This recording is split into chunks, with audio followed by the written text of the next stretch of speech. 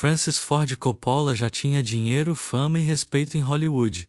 Poderia viver confortavelmente pelo resto da vida, mas decidiu apostar a própria fortuna em um projeto que começou a sair completamente do controle. Enquanto o público enxergava um diretor genial, nos bastidores Coppola via milhões desaparecerem lentamente e o medo de perder tudo começava a crescer.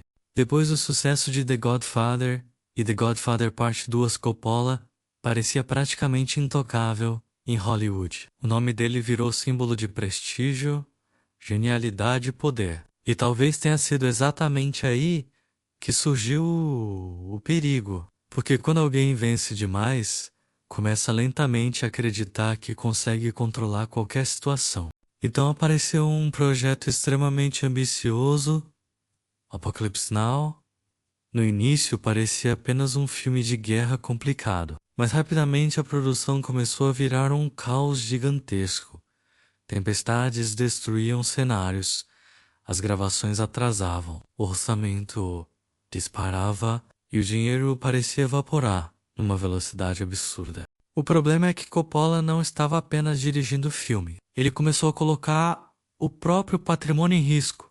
Casas, empréstimos, garantias financeiras, dinheiro pessoal. A produção ficou tão descontrolada que muitos acreditavam que Apocalypse Now jamais seria concluído. E quanto mais o caos aumentava, mais difícil parecia parar. Nos bastidores, a pressão psicológica começou a ficar pesada. Coppola dormia pouco, vivia cercado por problemas e precisava lidar com investidores preocupados, conflitos internos e medo constante de fracassar publicamente. Algumas pessoas próximas começaram a perceber que ele parecia emocionalmente consumido pela própria obsessão.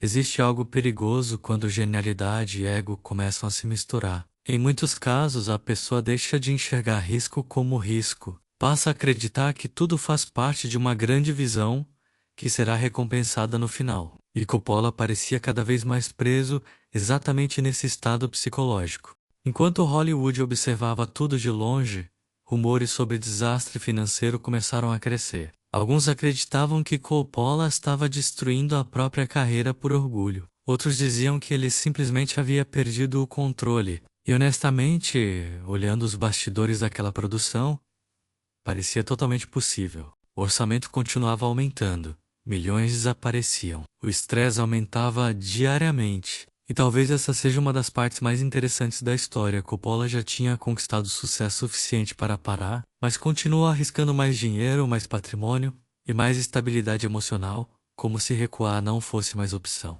Muita gente imagina que grandes fortunas eliminam medo e insegurança, mas histórias como essa mostram exatamente o contrário. Quanto maior a fama, maior também a pressão para continuar provando genialidade. E quando reputação, ego e dinheiro começam a se misturar, até pessoas extremamente inteligentes podem perder equilíbrio. Em vários momentos, Coppola acreditou que Apocalypse Now poderia destruir tudo o que ele havia construído. O filme deixou de ser apenas um projeto artístico, virou uma batalha psicológica, emocional e financeira, como se a própria identidade dele estivesse sendo colocada em risco junto com a fortuna. No final, Apocalypse Now se tornou um filme histórico, admirado até hoje, mas os bastidores deixaram marcas profundas, financeiras, emocionais, psicológicas, e talvez essa seja a parte que o público quase nunca percebe quando olha apenas para o sucesso final.